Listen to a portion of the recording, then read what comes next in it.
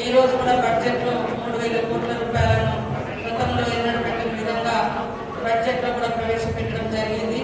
అదేవిధంగా మైనార్టీ యువత విద్యార్థులు చదువుకోవడం కోసం 500 మందికి విదేశీ విద్యను కూడా మరి అందించడం కోసం మొన్ననే మరి స్కాలర్షిప్ ఓవర్సీస్ స్కాలర్షిప్ అనే 20 లక్షల పథకాన్ని కూడా 500 మంది మైనార్టీ విద్యార్థులకు అత్యధికంగా ఇవ్వడం జరిగింది.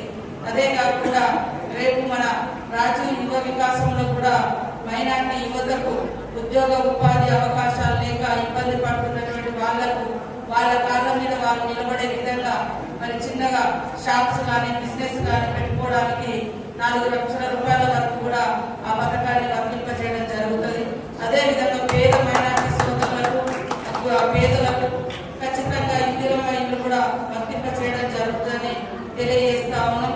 మైనార్టీ సోదరులకు ఇచ్చిన మాట ప్రకారం జిల్లా కేంద్రంలో మంచి మరి షాదీఖానా కూడా నిర్మించడం జరుగుతుంది. తొందరలోనే ఆర్డర్స్ కూడా రావడం